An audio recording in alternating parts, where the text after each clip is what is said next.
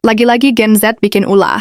Niat hati ingin speak up karena rumahnya terkena gusur, malah kena tegur dan dipanggil gubernur.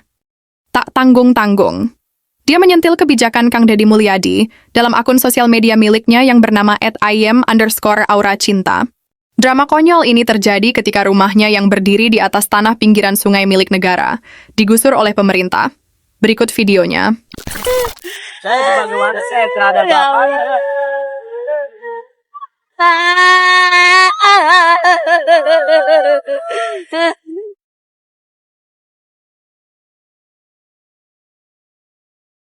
Saya katanya pembangunan, tapi dikorbanin rakyat kecil.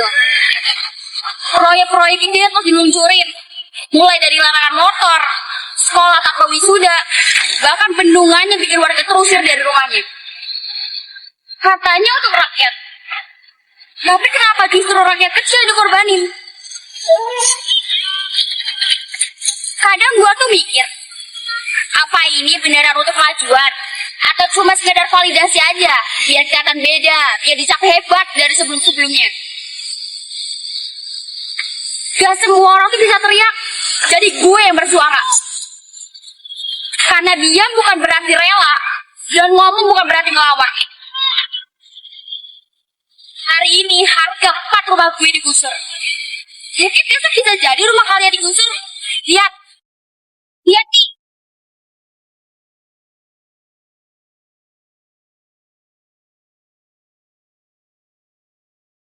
Dibungkus rapi atas nama pembangunan. Tapi kehadiran kemana? Kami cuma minta satu. Dihargai sebagai manusia. Karena rakyat bukan ajang buat pamer kebijakan. Dan ingat, suaranya disakiti bisa jadi gema yang paling keras. Dan tak lupa, dia pun menambahkan caption di akhir videonya. Dengan gaya sok cerdas, sok keras, dan sok tegas, namun miris tidak memahami literasi hukum bernegara dan bermasyarakat. Tanpa menunggu lama lagi, Kang Deddy Mulyadi langsung merespon hal ini. Daripada berlarut-larut, beliau segera memanggil Gen Z tersebut, beserta warga sekitar yang rumahnya terkena gusur. Berikut videonya. Kan saya waktu dibikin video TikTok itu kan captionnya itu kan bukan untuk meminta kerohiman atau apapun. Saya tuh cuma minta keadilan aja, Pak. Yang minta adil apa? Waktu digusur itu tuh nggak ada musyawarah, cuman ada satpol PP datang. Ya, cuman pertanyaan, Anda tinggal di tanah orang. Saya balik pertanyaannya. Tinggal di tanah orang lain harus bayar nggak sama yang punya tanah? bayar. Kalau saya balik nuntut, Pemdanya suruh minta tagihan, dihitung berapa tahun ke belakang bayar tiap tahun. Ya, Bapak kan bisa lihat dulu latar belakang saya. Misalnya saya miskin atau enggak, terus mampu bayar atau enggak. Kamu miskin nggak? Iya, miskin. Saya mengakui. Kenapa miskin? Pengen hidup bergaya, sekolah harus ada perpisahan. Ya kan kamu miskin. Ya kan kamu merasa miskin. Kenapa orang miskin nggak prihatin? Gini Pak, mohon maaf ya Pak ya. Saya bukannya menolak kebijakan Bapak. Bukan kebijakan saya, itu kebijakan bupati. Iya, maksudnya apapun itu saya mendukung. Cuman jangan dihapus Pak. Nggak semuanya orang itu kan bisa terima. Terus kalau misalnya kayak wisuda dihapus, terus misalnya Bapak juga ngebalik minta pajak sama saya, padahal kan saya miskin. Apakah bukan minta pajak, saya balik. Anda miskin, tapi jangan sok kaya. Lah ini rumah nggak punya, tinggal di bantaran sungai. Orang tua yang lain itu menyambut gembira ketika wisuda dihapus. Keluarga ini menolak wisuda dihapus. Ya kalau gitu saya nggak usah bantu kerohiman. Bukan menolak sih Pak. Apa? Bukan menolak, istilahnya kan. Ya saya tanya balik Bu. Ibu perlu uang nggak buat ngontrak? Perlu. Kalau ibu buat ngontrak aja nggak punya, ngapain protes-protes wisuda harus ada? Kan logikanya harus dipakai. Hidup tuh jangan sombong gitu loh. Ibu buat ngontrak aja nggak punya, tapi ibu merasa bahwa wisuda lebih penting. Saya lebih penting mana? Kontrakan untuk tempat tinggal apa wisuda? Tempat tinggal, Pak. Iya lah. Anda teriak-teriak nggak punya untuk ngontrak, tapi satu sisi anaknya protes harus ada wisuda. Saya kan pusing dengerinnya. Sebetulnya itu kan tanpa kita ketahui ya Pak ya. Enggak. Ini kan ibunya mendukung Pak. Iya. Ibu mendukung saya, ibu saya tanya semua. Ibu setuju nggak kebijakan saya sekolah nggak usah ada wisuda, nggak usah ada studi tour biar Setuju, Pak. Iya, setuju. Jadi banyak pengaruh. Iya, Pak.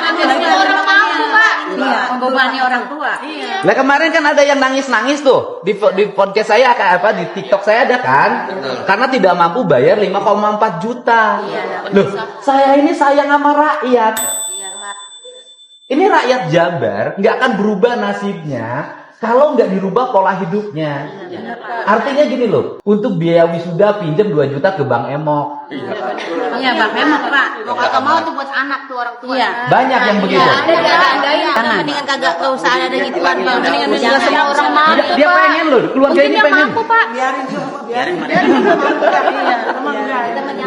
Nih, Mbak, Neng coba lihat tuh orang tuanya. Jadi jangan hanya berpikir, Neng sama orang tuanya nggak apa-apa karena dimanja.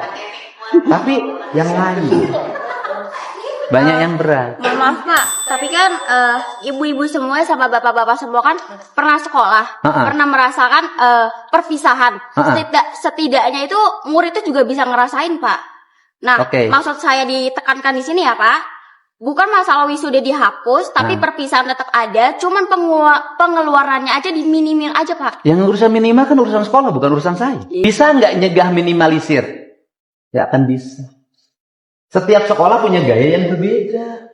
Nah pertanyaannya adalah, nih, yang lain. Ibu semuanya punya 1,5 juta untuk perpisahan. Tidak, Pak. Sehari-hari dia cukup buat makan aja. Nah jadi susah, Pak. speak up itu juga harus mewakili warga kebanyakan. Ini gubernurnya lagi bela rakyat, biar rakyat nggak pada susah. Ini pengen pada susah.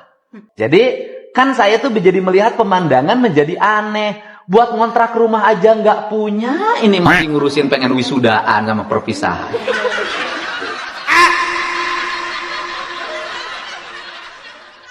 Bahkan di akhir acara pun, dia menolak bantuan dari Kang Dedi untuk biaya kontrakan rumahnya. Jadi bagaimana menurut kalian? Apakah dia memiliki adab atau etika terhadap orang tua? Terutama kepada Kang Dedi Mulyadi? Silahkan diskusi di kolom komentar. Terima kasih.